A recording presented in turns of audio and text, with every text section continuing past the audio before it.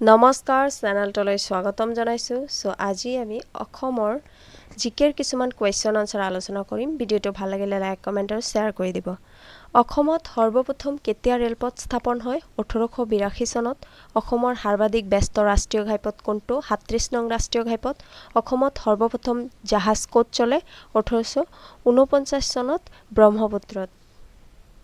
অসমত বিত্ত নিগম কেতিয়া স্থাপিত হয় 1954 চনত অসমত সমবায় আন্দোলন কেতিয়া আৰম্ভ হয় 1904 চনত অসমৰ প্ৰথম মহাবিদ্যালয় কটন কলেজ কেতিয়া স্থাপিত হয় 1901 চনত